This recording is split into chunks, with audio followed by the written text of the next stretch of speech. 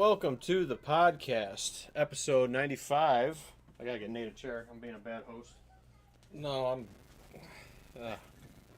ramming. He's a working man, trying to get ready to go. Oh, you're headed north, right? Yeah, we're headed up to Old Forge Inlet area. Old Forge. For the 4th, for the long weekend. Have you, you've been up there for the 4th before? Yeah, last year, 2 years ago, I think we went up there. Gotcha. Went to Inlet. Gotcha. Alright, I'm gonna actually check the audio. It should be a little special, seeing it's the 250th anniversary. I bet it's gonna be like fire. I know a lot of people are going all out on fireworks. It's gonna be crazy. They advertise they're doing a giant one at the New York State Fair, which is like the largest fireworks show in New York history or something. They're doing at the fairgrounds or something, they were saying. But America 250 is kind of the theme of the show. I got some red seed and some white containers. I don't know. And blue tape. And blue tape on top of the seed containers to mark them for the red, white, and blue.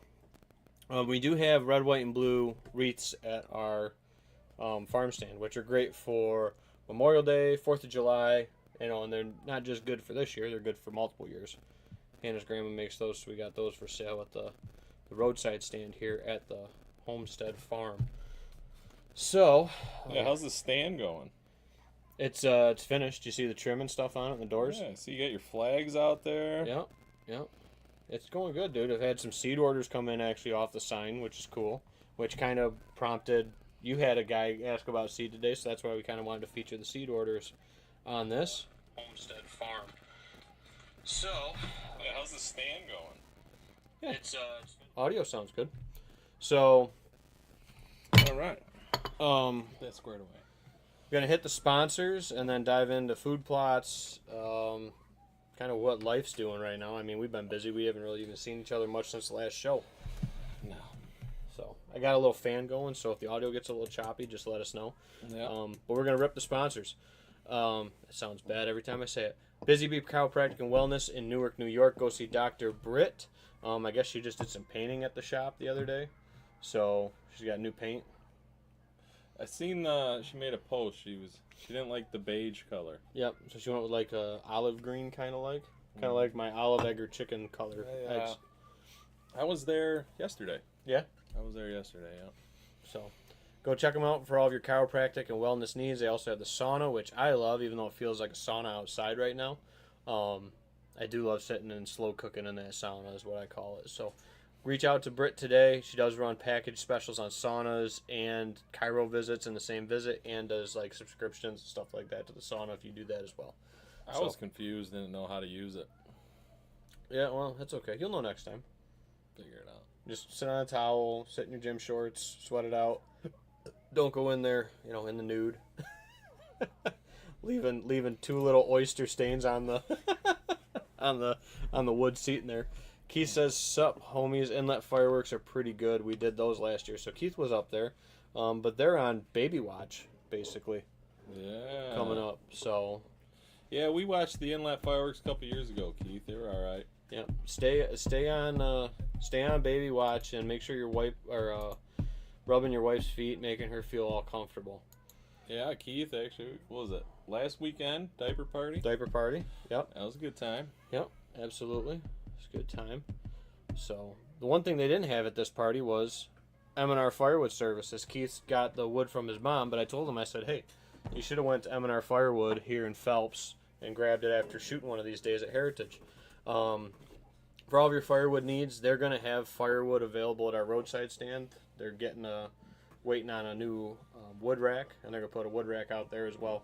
So we'll have firewood available at the stand too. Courtesy M&R Firewood, yep. Nice, that's cool. So kind of expanding out, branching out.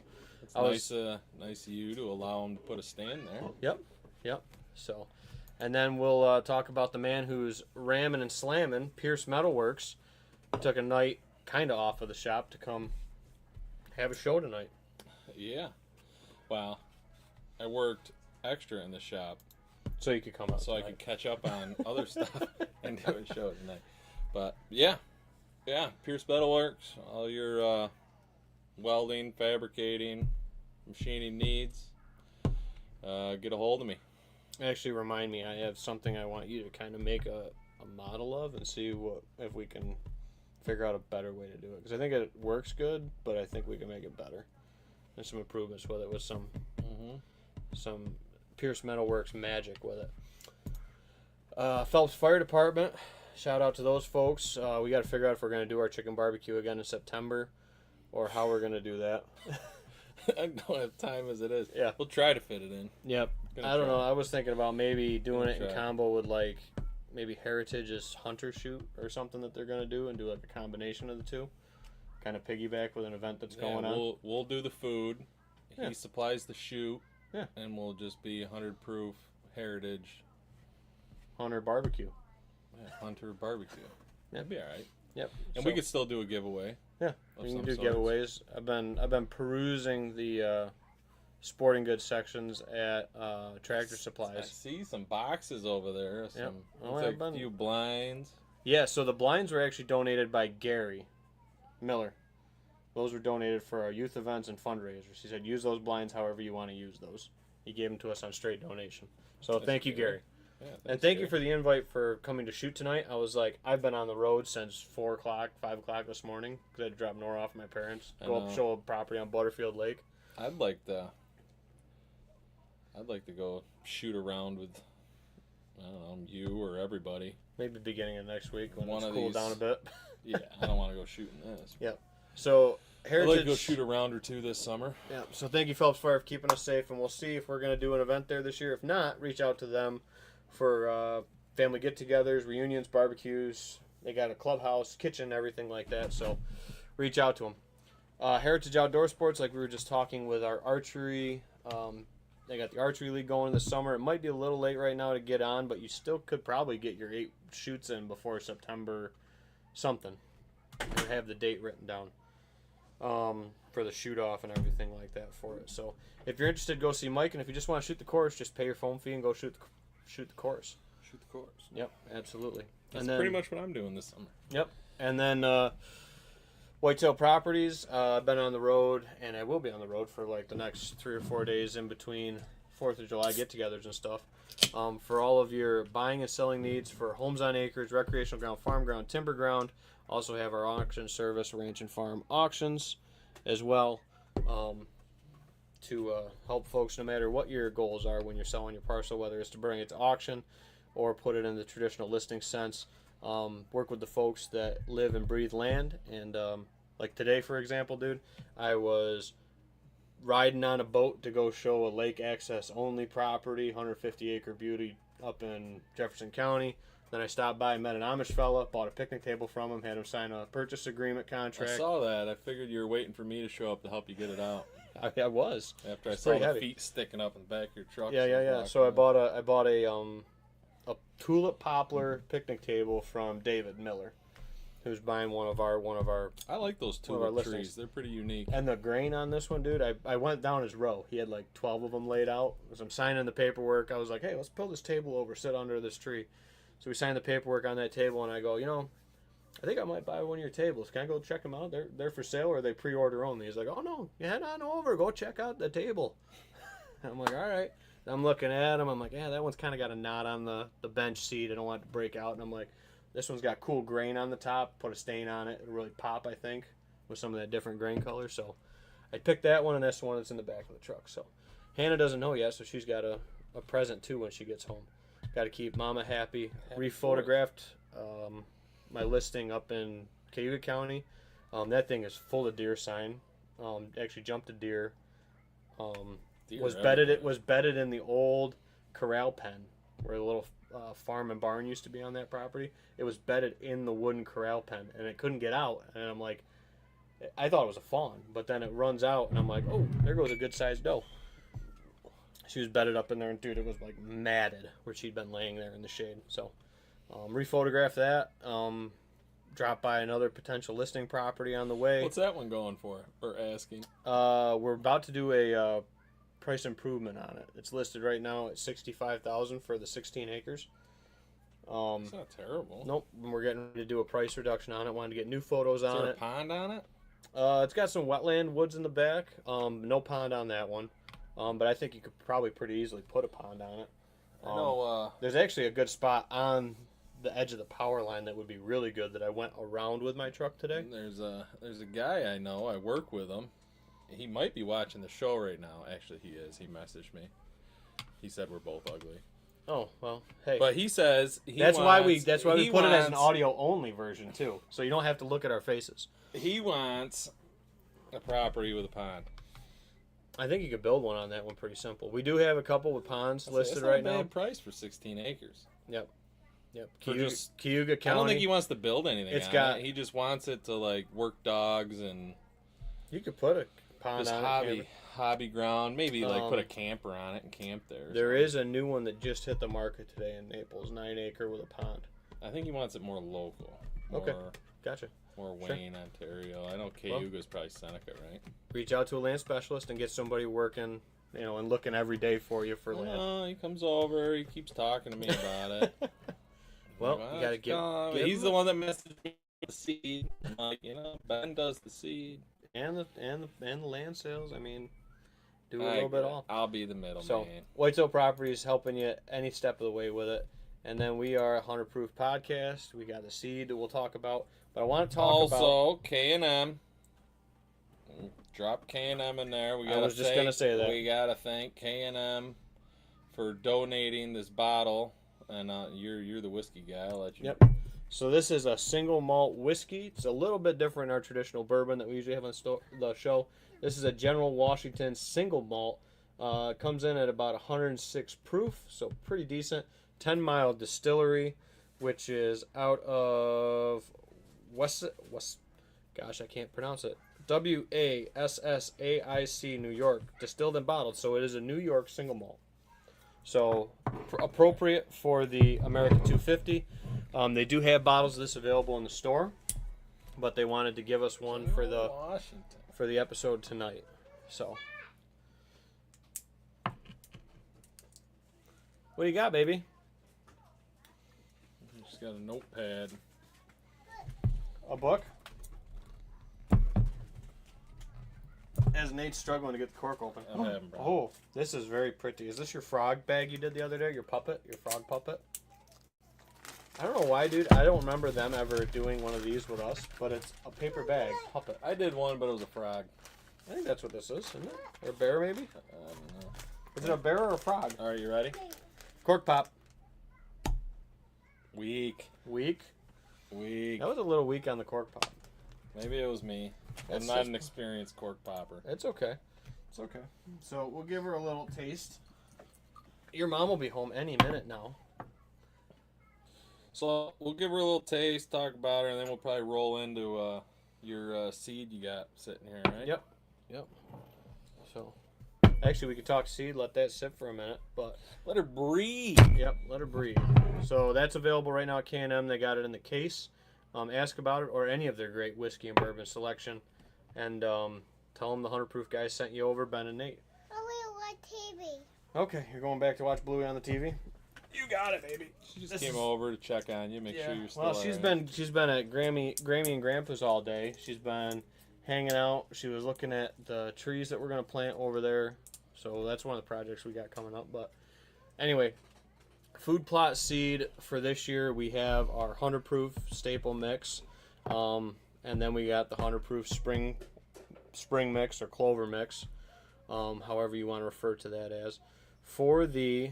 Pull my pricing up. We just up. call it the spring mix. for the spring mix.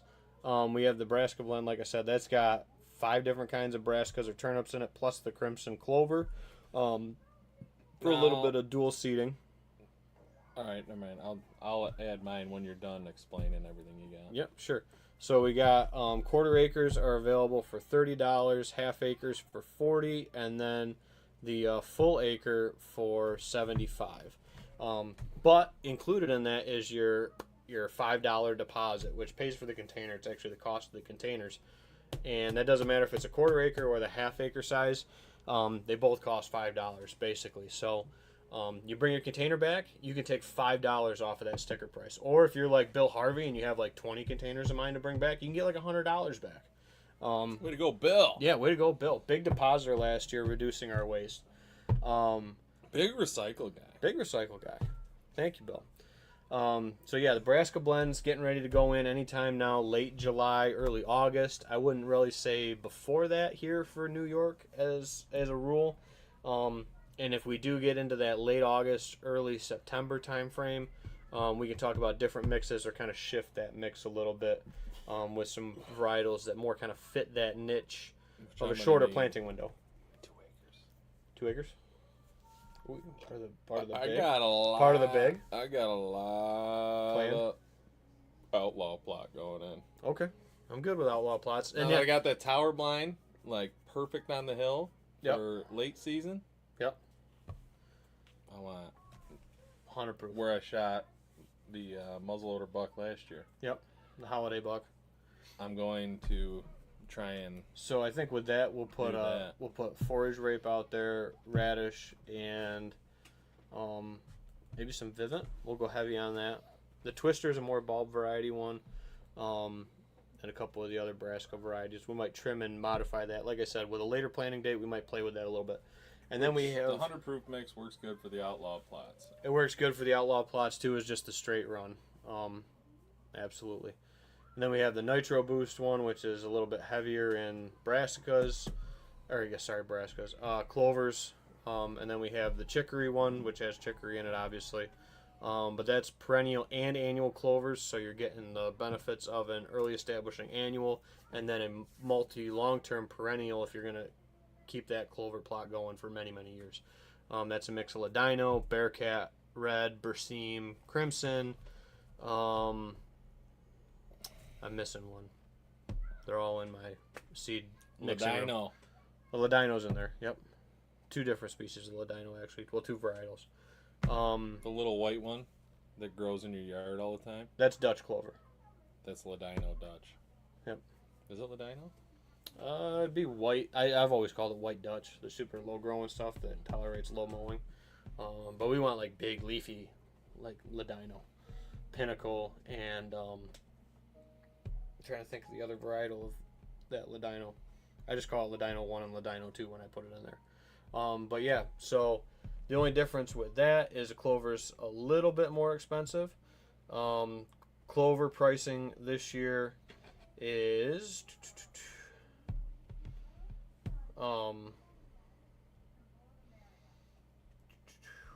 sorry, I'm blanking. For the perennial, it's 30 for the quarter, 50 for a half. And then acre pricing or larger pricing, just let us know. Also have straight chicory available as well.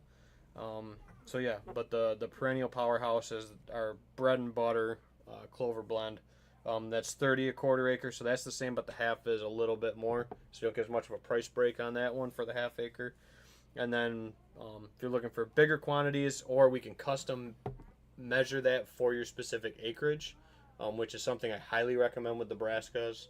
Not so much with the clover, you can overseed that a little bit or save some for frost seeding. But both of those blends are really good. We've leaned on them pretty heavy. Also can get wheat, rye, and oats if you're interested in that. That's going to be a week or so. Oh, what's that? Barrel stave. It's going to need a week or so lead time on getting the order in, so don't like call me and be like I need it tomorrow, because I don't keep any of that in stock because I got to keep the mice out of it. But if you give me like a week or so heads up, I can get you wheat, rye, or oats as well. I do have 3 bags of buckwheat left if anybody wants to do some late planted buckwheat. I just put in more corn than I figured I was going to use this year, which is good. The corn looks phenomenal, dude. So we really got to take a little drive over there and check that out. So, but yeah, I think that's everything with the seed blend. And they're not going to look exactly like that. This is just 2 varietals that I have pre-measured for storage purposes, so they don't get like damp or anything like that. This is one of the Nebraska varietals, and then on the far side is the Bearcat medium red clover that has an inoculant on it, which is why that one looks red or pink, however you want to call it. So, what do you think of single malt? I gotta say, if George Washington was a whiskey, that's it. Smoky. Oh, that's smoky. A little burnt. But then It's got that like at the peatiness. end you get a little sweet. Yeah, I got groove on all that. Look at that. I'm a whiskey connoisseur. I do like that description, Nate. That smoky front end. I don't know their process with that, but that's a solid one. If you're looking for an American single malt, usually they have more of like a chocolatiness to them. You know, the malted stuff, hence the malt. You get some of that flavoring with Go it. great with some barbecue. Oh, with that smoky influence in it? Yeah, this would go great with some barbecue. Yep, 4th of July special. If you like to pair your whiskeys. 4th of July special. Go grab yourself a bottle of George Washington. I think it's a solid pour. General Washington. General Washington. I'm assuming it's referring to George. Yeah, because that's George on the front. Yep. So, and it's a New York distilled and bottled. So it's a New Yorker. So pretty cool. Trying to figure out what the 57 is on the back of it. Revolutionary whiskey by 10 Mile Distillery. I wonder where 10 Mile is. Well, where Wasak. Wassiac.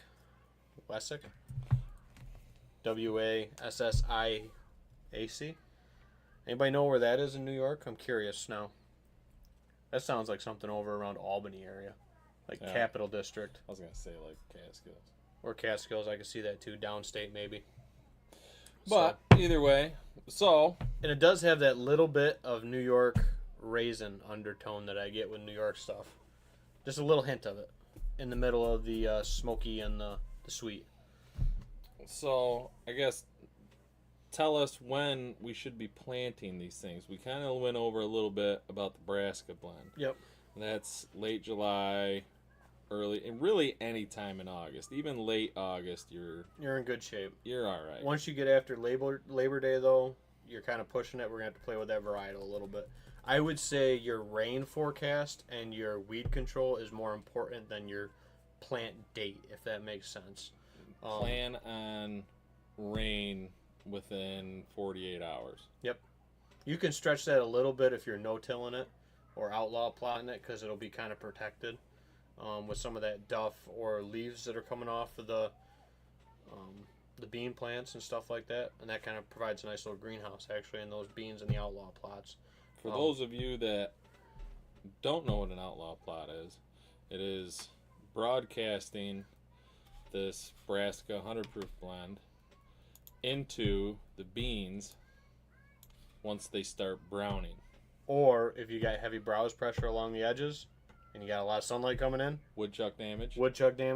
Those little flooded out spots. The flooded out spots. That's your outlaw plot. Money. You go in there and you can fill in what the farmer isn't going to harvest. And use it to your advantage. Worked great for me at 1 year. Yep. I've killed 2 years ago when it was beans. Yep. That's what we're going to fill in our empty spots in our corn. Willie came out. Yeah, he was in the X. Or no, that's not Willie. Yeah. Yeah, it was Willie. Okay. It was Willie. Liza had a shot at him opening day. He came out on the... Because I planted the outlaw plot in the edge of that bedding area, and she got her shot at him there. He was, I don't know, $150, 200 yards out. Mm-hmm. And she hit him. It just wasn't a good hit. We ended up lining up with him later, but... Yep. So, but yeah, worked great. Dustin tuning in, one of my buddies from college, says, "What's up, boys? Ben, you getting out here next month to do some cutting with me?" I got to do cutting with you. I got to potentially get up and do some cutting and maybe mini X work for a guy in Forestport.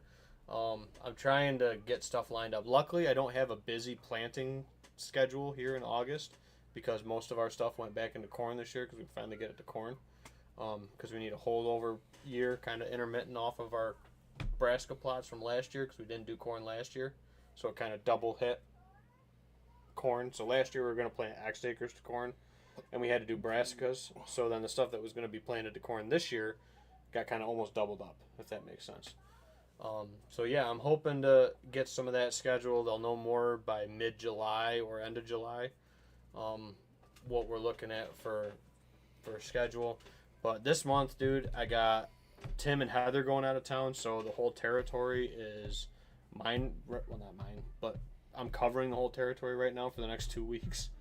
And then we have they're back in town for 4 or 5 days, and then we go right to our national sales meeting, and then that always takes a week or two to catch up. So July's looking pretty busy for me, but I think August we could get out and get some cutting done. If it's just a day up there, or maybe 2, we could probably do something like that. And then Forestport, getting up there doing a day of cutting, or maybe just a day of mini X work, or combo of both too. Maybe I'll combine that with a trip up there with Nora and Hannah, because that's right in Forestport. So that's not too far from Old Forge and all that stuff either. Not too bad. So, Dustin says, I've only ever no-tilled Brassicas, always had great luck. Yeah, we've done more no-till on the Brassica side. Oh, you want the other honey? Oh, yeah. American honey for America 250. Happy 250, everyone.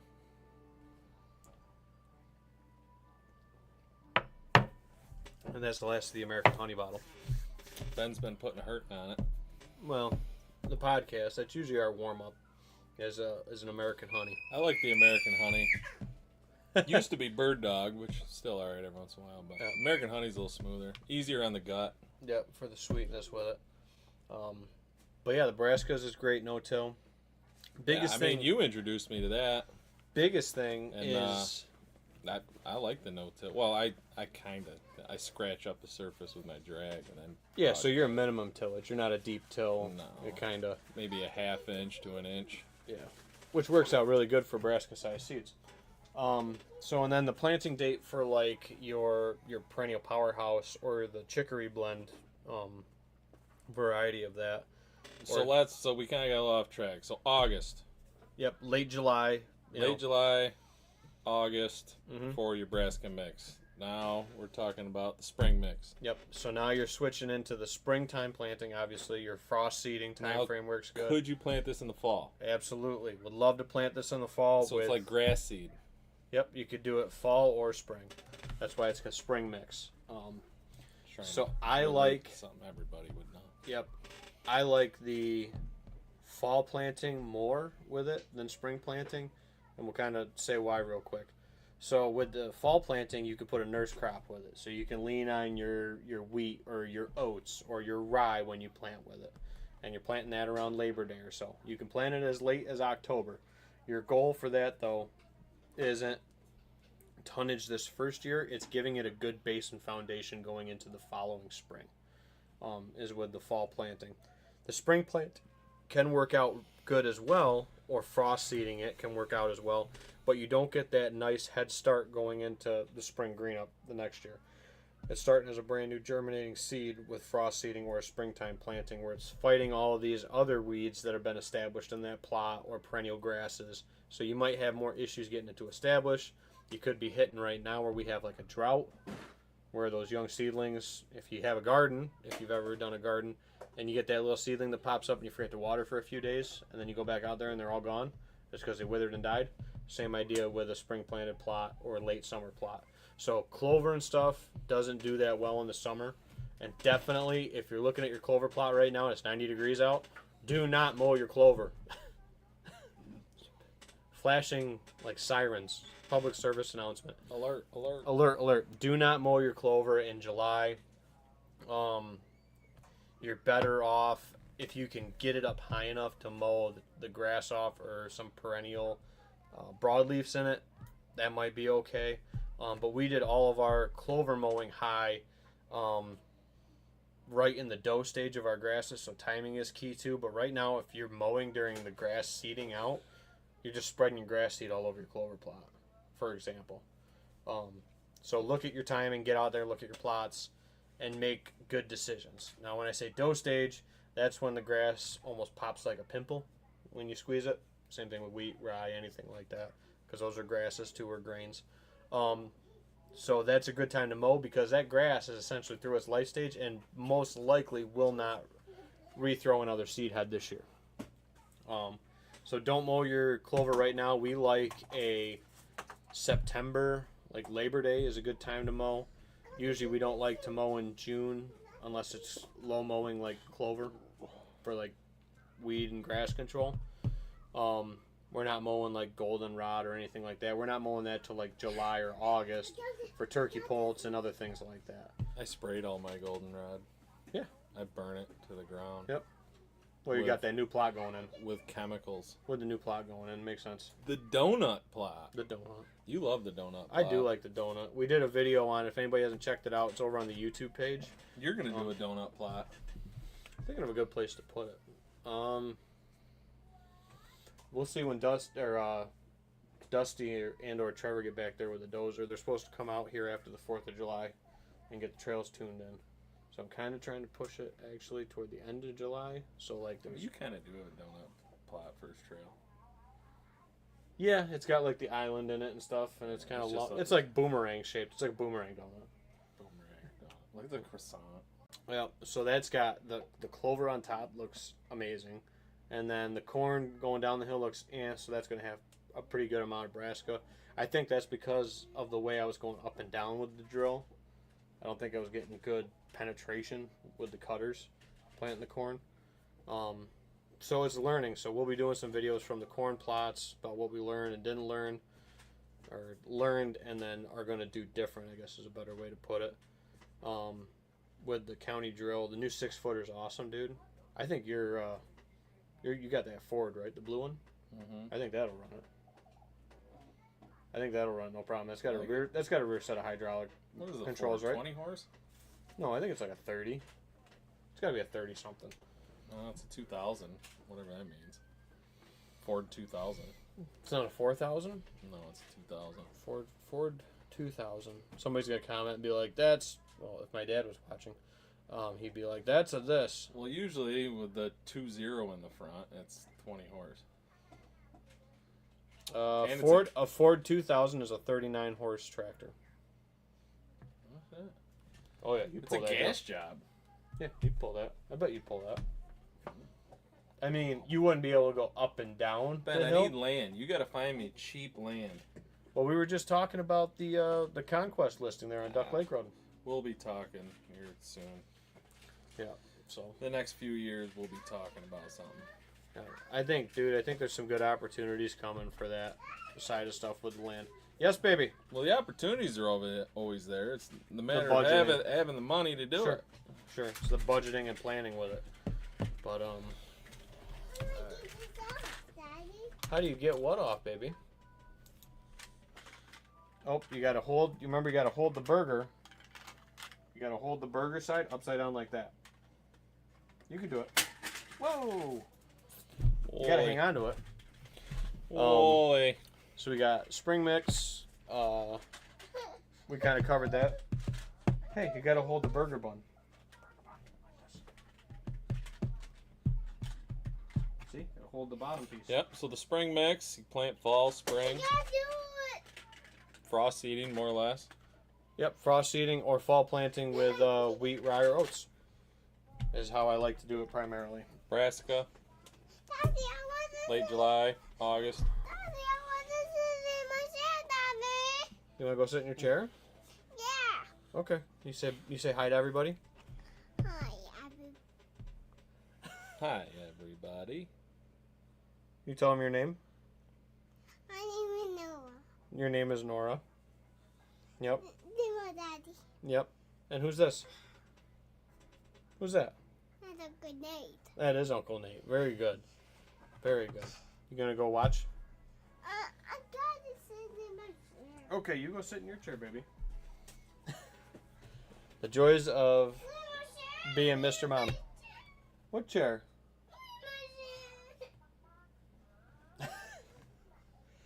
Oh, I love it. Figure it out. Yeah. What else we got?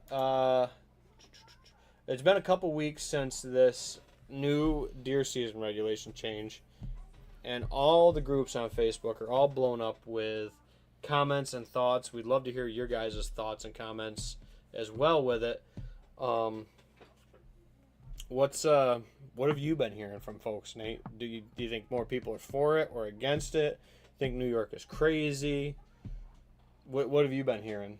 Or from people at work, friends, whatever?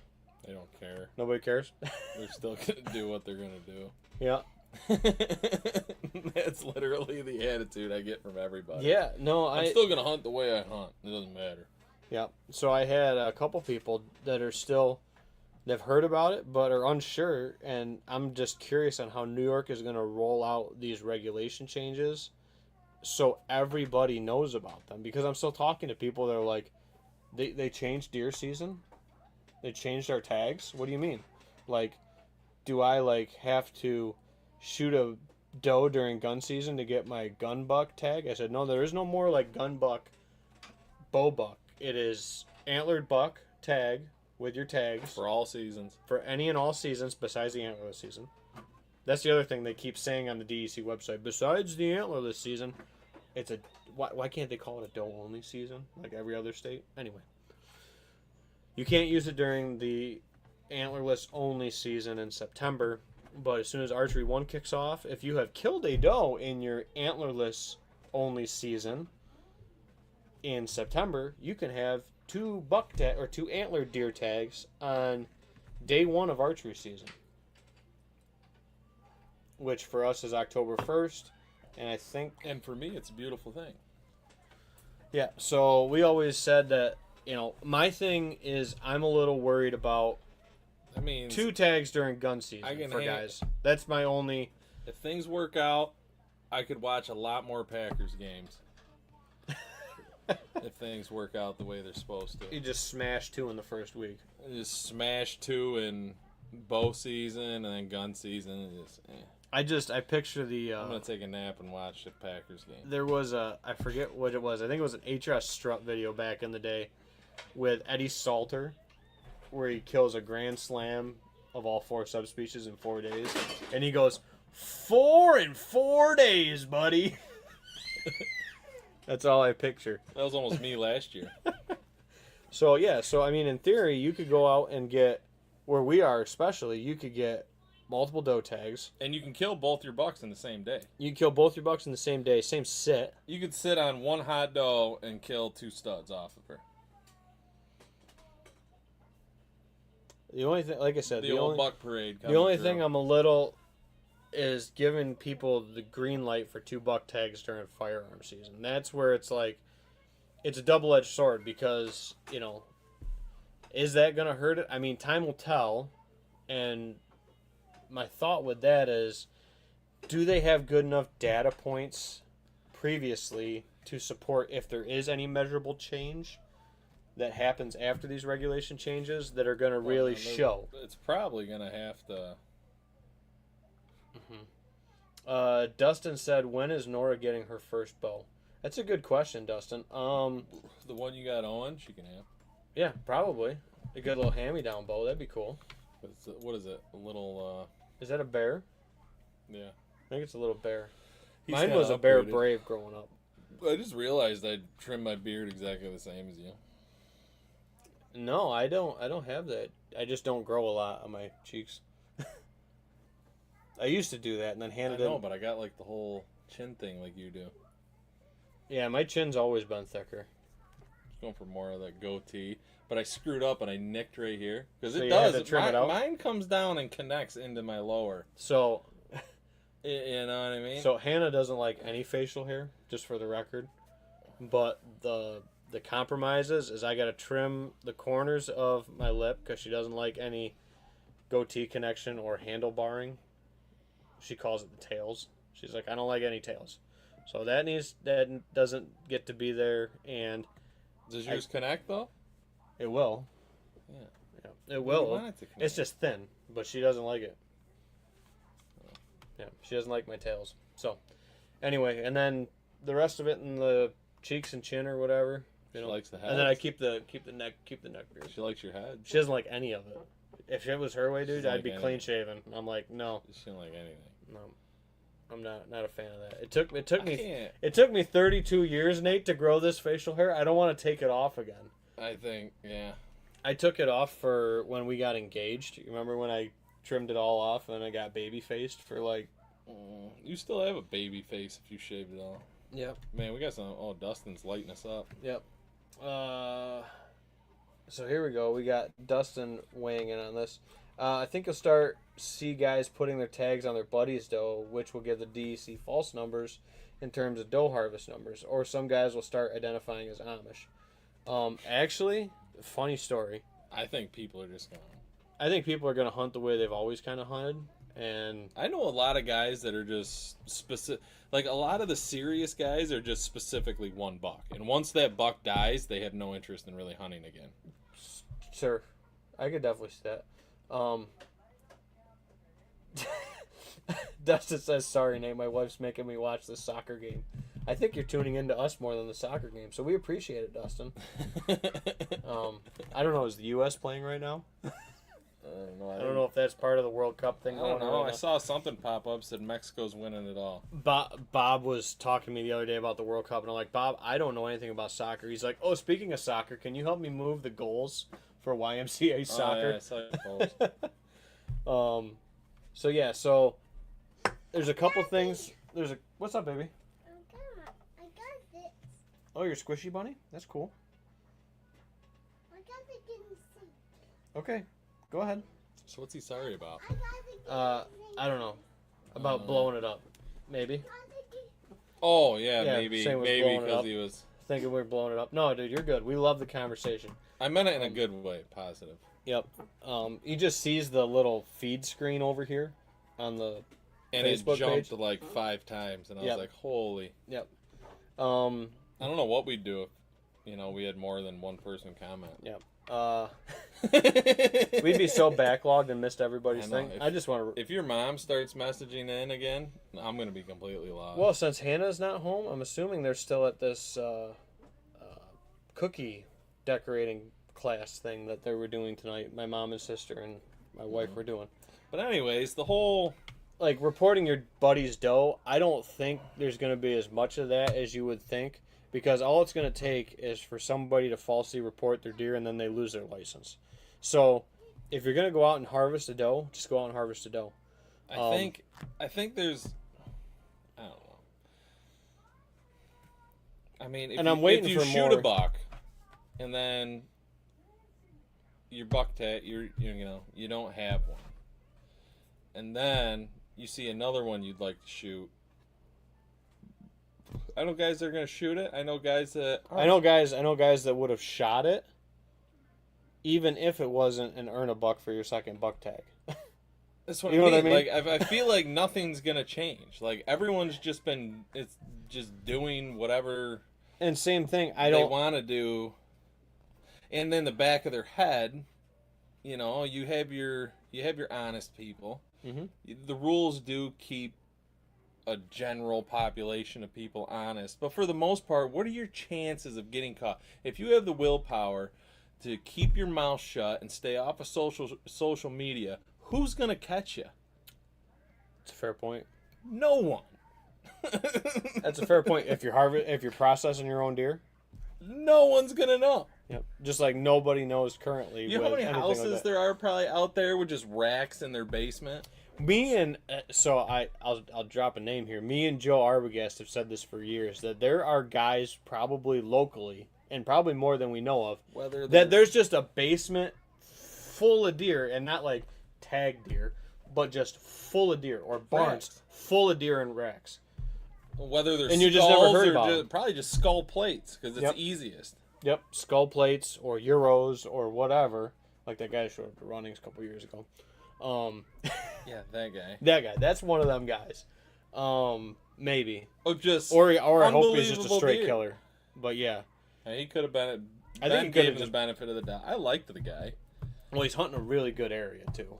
He He's showed up up in in Menden. camo with a Dale Earnhardt hat. I'm thinking he wasn't that stealthy, but maybe he is. I don't know. And he killed them all except for one with archery equipment, and the other one was a muzzleloader or something. Well, he's like killing them in city limits or something. He's wasn't killing he? them in Menden. There's Menden bucks. So there's giants, dude. Don't get me wrong. Yeah. And all it takes is the right 10 acres in Menden. You could be killing slammers every year. Takes just the right I mean, 10 my acres uncle anyway. shot a 170 in Menden. Yep, sure. But we talked about that forever, dude, that there's guys that, like, they probably do put down 4, 5, 6, 10 good, solid New York State Northeast But Big then Buck Club again- quality bucks every year. But then again, they're shooting quality bucks. Mm-hmm. Yep. So, my thing is, dude, is like always, friends and some family maybe will be able to come out and shoot some does if we need it. But like last year, dude, we didn't really need to kill does because we weren't seeing our 5 or more. I think our recruitment rate is pretty far down, honestly. And then you got the guys getting up at 3 a.m. They're out there shooting button bucks. There's guys. They're out there. Yep. They don't care. They're hiking 2 miles in on public, and they're killing button bucks. They want to eat. Yep, let it eat. I got tags in my pocket. I got empty Or freezers. not. Or not. And that's how it's Rolling the always dice. been. It's always been that way. Yep. So, I just... So honestly, I guess what I'm saying is I don't think the rules are going to change anything. And I don't know if DEC is going to publish numbers that are going to show any effective change with it. I mean, you can always say people are going to abuse it, but people have always been abusing it. 80% of people kill one deer. I think that's what... It's less than that. I think it was less than that. We should actually do that 80% before of the next hunters show. only kill one deer. They kill one deer, whether it's a doe, a buck. I think it's less, Nate. I thought it was 60% based And they're on done. the harvest That's it. reporting. They put the deer in the freezer and they're done. That's majority of hunters. Yep. And majority of hunters, I think, only hunt like 2 or 3 days a year. Yeah. No, 100%. So, all right, here we go. Harvest estimates. Here we go. Harvest estimate of deer this year. So what was the we did? 63% of hunters harvested one deer this year. But this is with crossbows going into full use during the archery season, and I think we're getting a lot of gun hunters transitioning over to the archery. But are we keeping the gun hunting numbers as a result of that? That's my question too.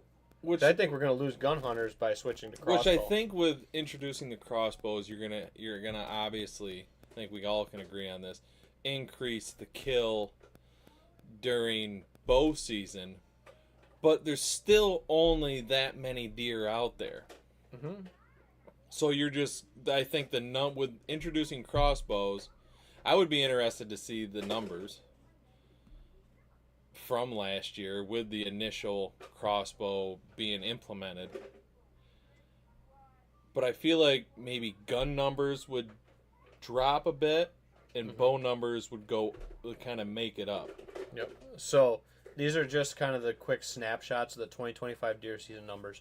530,808 licensed hunters in New York State. So that's small game, big game, that's combined total. Out of that, 85% participate actively in deer hunting, meaning they go afield at least one day a year, by their estimates. So that's a lot of folks. But only 63% of those, according to last year's numbers, harvested a deer. Yeah, sure do. So I got to do the math. Okay. Unless they break it down for you. What's the math? I don't know, whatever your big number is, and 530. 63%. 808. Times 0.063. No, it's just 0.63. Yeah, that's right. So 334,409.04. So we'll round it up. 334,410 hunters harvested one deer. Now these numbers are with the DEC's estimate, or these are actually reported? This is the estimated reporting, which we always go back to. So the estimated reporting is doubling the reporting. And allegedly, and this is why I thought 50%, because our 5-year average for New York State is 49% estimated reporting of harvested, deer. So that means that they thought that based on their estimation numbers, 49% had a successful harvest over the last 5 years. So we saw, allegedly, a 14% increase in harvest success by hunters. Now that doesn't mean we killed more deer, that just means that we killed a higher percentage per person, if that makes sense. Which, judging by what I'm seeing and how the year's going, I think it's going to be a good buck year this year. and I think we're going to have a very high kill this year. So I think it's going to be a good, just around the state, a good year to hunt in New York. So this is my problem with New York State's estimation of reporting. So if every hunter the successful ones only killed one deer, so that doesn't count if you killed 2 or 3, that skews the numbers. If it was 334,000 hunters harvested a deer, so 334,000 deer, only 12,385 harvested deer were checked by a DEC field staff individual. So literally, to get to that 300-some thousand supposedly harvested, the DEC only personally checked 12,000 deer. And then they're taking this based on the paper reporting and online phone reporting to get to this magically established number, which, if they're using the same formula, keeps the same level of bias or difference, if that makes sense, year after year after year, as long as they're not changing the formula, if that makes sense. If you're still operating with the same variance over that time, you're still going to get the same projected variance. That makes sense? Follow what I'm saying? But you're only checking like 12,400 deer at check stations. Where is the other 320,000 supposed deer harvest? That's how many people are reporting their tags? Like, I don't know. Like, well, it's I'm trying to see estimated, so it's estimated. Half of that is reported. Maybe. Well, they said they doubled whatever was reported. Oh, yeah, with that one report we wrote, that they're basically doubling down on what was a reported harvest. 150,000 deer were reported that year. They estimated as 300. 300 is the kill. Gotcha. Yeah, so I wish there was better clarification. And the crazy thing is, we're shooting that many deer, and that's not including roadkill. That's not including, like, sickness. That's not, because it's out there. Wounds, injuries, natural occurrences. Natural predators. Acts of God, of a tree falling in the woods and killing a deer. Predators. Yeah. Everyone's choking on an acorn. I bet it happened. It's happened. And yet, there's still so many of them. I mean, dude, we're hatching baby chickens right now out of our incubator. And Hannah calls me today freaking out because, like, 3 of them jumped in their brand new water. They're brand new babies. They jumped in their water and they were freezing cold. And, like, Hannah said they were barely, like, breathing and they were, like, all shriveled up and shaking. And I'm like, yeah. That's called sometimes natural selection. So it's called natural selection. Is there a right or wrong answer? I don't think so. I just think there needs to be a better reporting system, and there needs to be a better education among hunters, which is what we've kind of always stressed with this show, is just educating folks. And, like, we, for example, have like a 5 or more rule. Or if you're like got a small property, let's say, and you go out and you don't have a large deer population and you shoot 3 or 4 does and a buck or 2, and then go, next year, where'd all my deer go?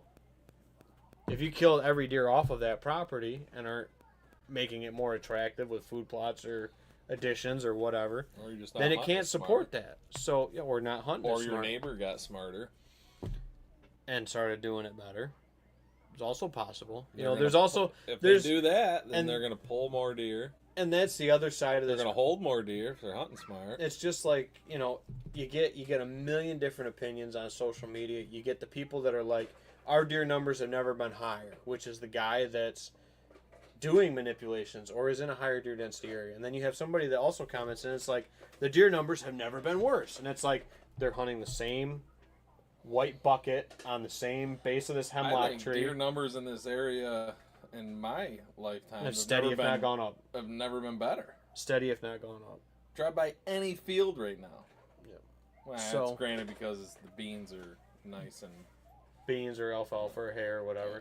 they're all But- over it. But Honestly, dude, like, if you're looking at it at that aspect, you know, people are like, oh, we're gonna shoot all these does out. I don't think we will. I think it's gonna be almost the opposite effect. I think if you can't. if you over extend or over You can't. load the opportunity or the availability of tags, you're going to effectively kill less per hunter and less per active days of field because they're going to be more picky. They're going to be like, hey, do I really need to kill that doe right now other than maybe to get my second buck tag? But like you said, a bunch of guys are just going to be like, maybe they don't eat that much meat. Maybe they don't eat 2 or 3 deer a freaking year. I talked to somebody the other day. I said, we eat probably 3 or 4 deer a year. And they looked at me like, most people don't. That's a lot of deer. Most and I'm people like, don't even eat one. Yeah, exactly. So what are you going to do with 3 deer? And honestly, I mean, we probably eat 1, 1.5, maybe 2 a year. Yep. We probably eat 3. During deer season, we're like all about it. Yep. When the like everything's fresh, and then you get closer to the next deer season, and it's almost like things start. Summer. Yeah. Summer's jerky time. Summertime really puts a damper on the venison eating because there's less crock pots, there's less oven time. I save my steaks for the summer. That's my difference. Well, yeah, there's steaks, but that's it though. Like you said, you're not gonna go when it's 95 like today. You're not gonna go up in your kitchen. Yeah, you're not gonna get up in your kitchen and make a big pot of pasta or meatballs or something like that, or tacos even. Really, it's just not really good venison food. Chili. Yep, no chili. Everybody makes venison chili. Yep. No one's doing that in the summer. Not very. Besides Roger, the guy I work with, he puts potatoes in his chili. Okay. I don't know if I've ever had potatoes in my chili. Yeah. Beans, corn, peppers. I mean, obviously stuff like that. I said it's not even a chili then; it's a stew. Yeah, it's like a spicy stew. You just turned it into a stew. It's a chili soup. Actually, he doesn't do it; his wife does. That's cool. Did once, and we picked on her ever since, and she hasn't done it. I'm good with it. But yeah, dude, like you're not doing like a big roast in the oven. Like you're not like it's steaks on the grill, maybe a batch of tacos, and then jerky. I mean, you could mix up some burgers, venison burgers. Yep. Which throw them in there. A little I love venison burgers. A little insider tip that I like to do for my venison burgers is Montreal seasoning on top. Montreal is big. Ooh, Montreal's killer. But you put an egg or 2 in it, and it helps that meat stick together like a meatball. Oh yeah. For making that burger. Yeah, it's kind of like a meatloaf. Yeah, exactly. Kind of make like almost like a little meatball. You could even patty. add some like breadcrumbs. Yep, you can do a little breadcrumb too to help it stick together. Because that's what somebody was saying. And they're like, well, I try to do burger, but I use the burger and then like it doesn't stick together, it falls apart. I'm like, well, you need a binder. You need like breadcrumbs or mayonnaise or something to kind of thicken that up to make mayonnaise is just whipped eggs. Yeah. And mayonnaise adds flavor and fat to your venison. Yep, especially if you're running just straight like ground venison and not adding like pork fat or beef fat to it. It's another good way to add some other, and it moistens it. And doesn't let them dry out. Yep. So. No mayonnaise. The egg works good. Yep. So. Well, what do we got? Up, Dustin's back.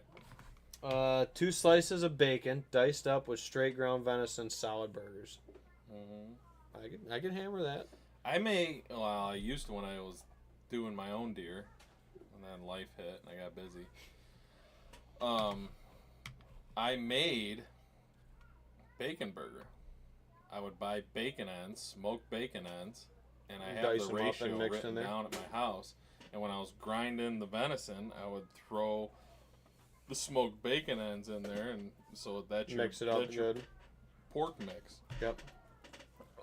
Everybody loved it. I mean, I had people calling them heart attack burgers because it is heavy on the bacon. But yep.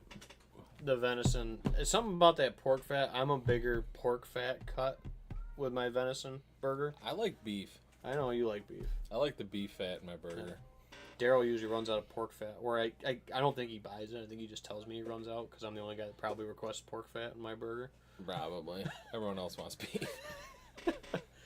But that goes back to our other thing is, would you maybe shoot more deer if you had, and you needed to do it on your parcel, let's say, or your property, and there was actually a place to take it to donate it? Yeah, donation centers, definitely.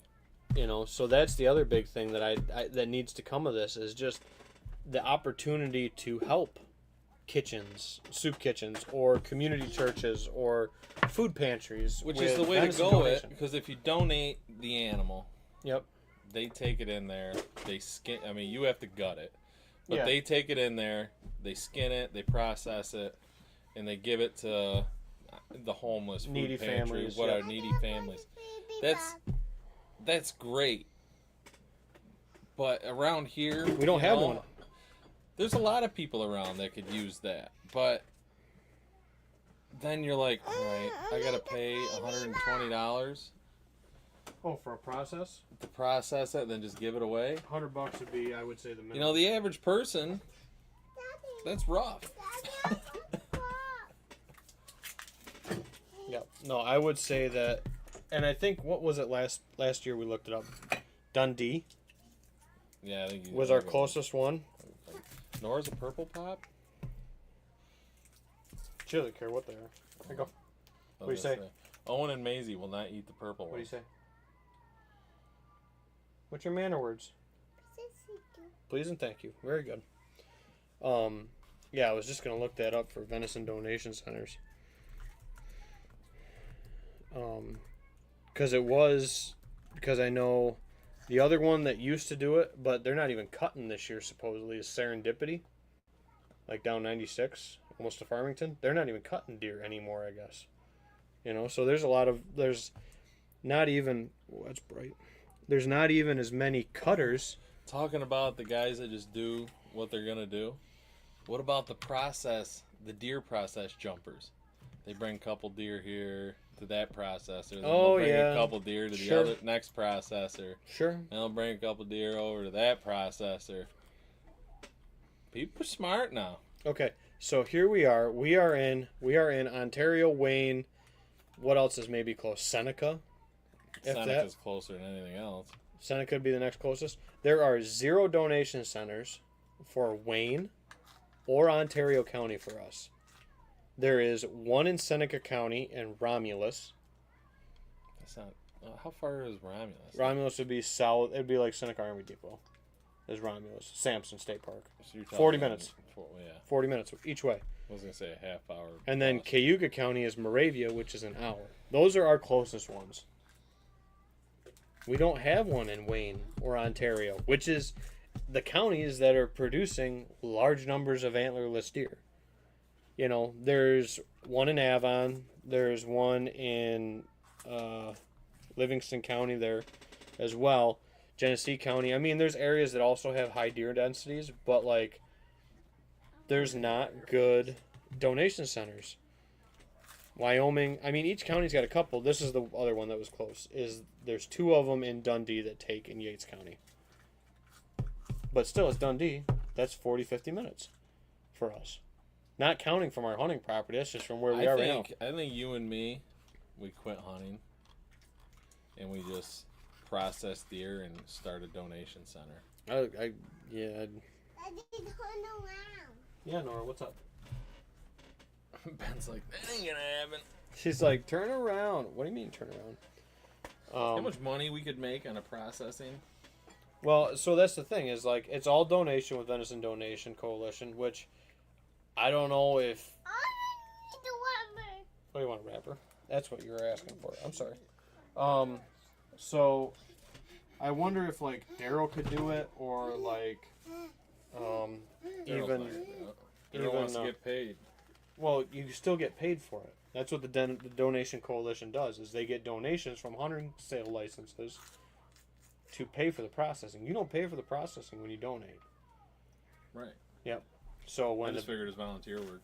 No. So the Venison Donation Coalition, if you're part of the program of list of processors, they will pay you the processing fee to process that deer. There you go. So What like, about the people actually cutting the deer? Do they get paid? yeah, that's what I mean. They pay the processors. So Daryl could be another source of income. He can barely keep up with what he's got. Dustin says, I've heard of a couple guys shooting deer just to turn it into dog food. Not a bad idea if you have a lot of does to shoot. I mean, dog food is expensive. I mean, I give steak trimmings and stuff like that to my dogs. You know, they finish out the pans and stuff like that with our stuff. I don't like to give them a lot of like seasonings and stuff, but like generic cuts of like meat when I'm Probably trimming just- silver skin and he's stuff. probably talking. That guy's probably just feeding a ground burger and Yeah, ground end tips and stuff like that of trim. yeah. Which I'm sure you can do trim stuff. But I'm sure there's other people, dude, just like that buy bougie dog food. They'll give them freaking backstraps.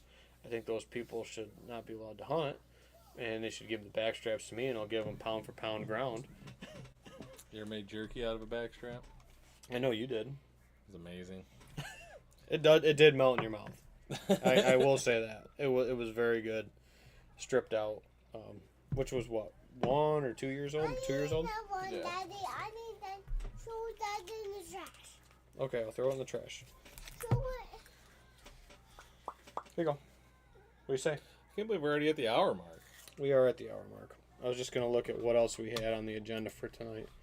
The hunting season changes was on that list.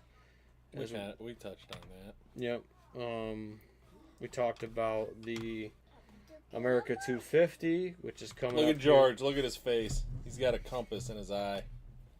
here. Yep. So The we North talked, Star is in his eye. we talked about the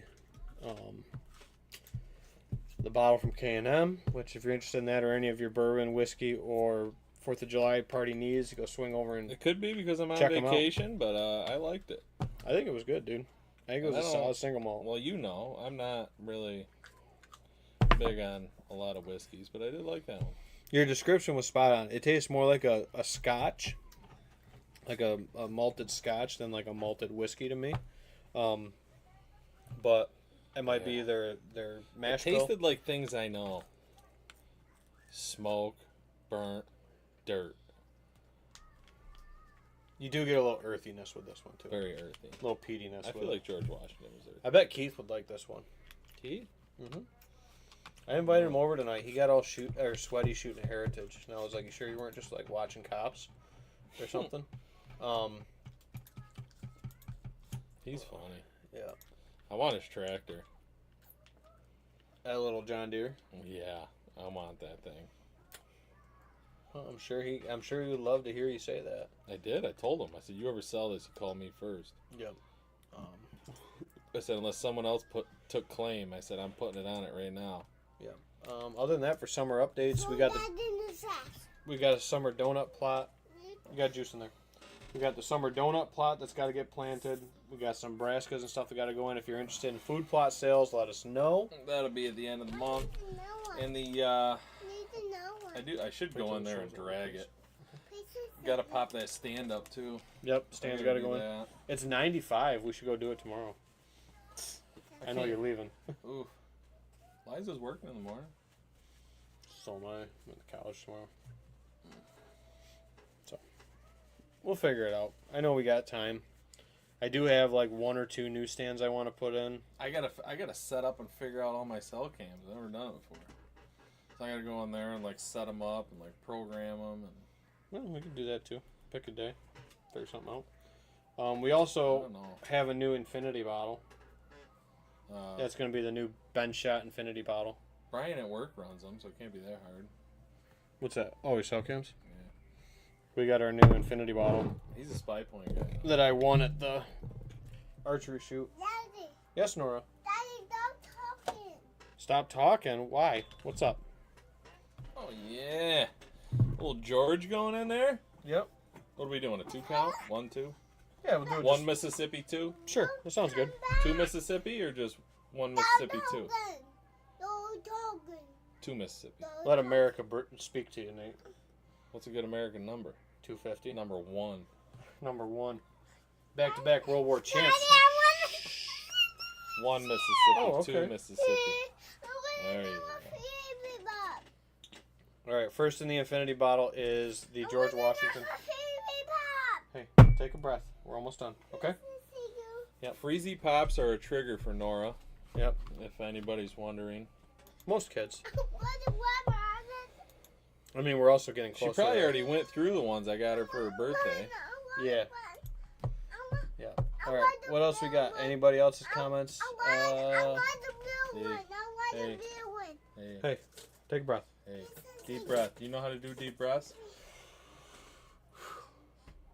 Okay. I want the blue Can you tell everybody? Thanks for tuning in. See you next time. See you next time. Very good. All right. Are we coming here? Are you guys coming here? Coming back? Are we coming here? Always Owie? coming? Yep. We'll have to get a play date with Owie. Yes, we need to do that. All right. I would have rethought my plans a little bit if I knew you were that excited to play with us. That's okay. All right. All right. Thank you, everyone, for tuning in tonight for 100 Proof. We'll catch you next episode, probably 2 weeks. I want a blue Phoebe Bob. Okay, we're going to do that. Blue. Can you say goodbye to everybody and tune in next time? Nora, what's your favorite color? Blue. That's Owen's favorite color. Let's use your favorite color. I blame Bluey. But See you, everybody. all right, guys. Have a good 4th of July. Be safe. Be responsible. Drink beer, blow shit up. 250th. Yep. America. We're doing it America Say style. bye-bye and wave. If you lose a finger, it was for America. Bye-bye. All right. Back it up, Terry. See ya.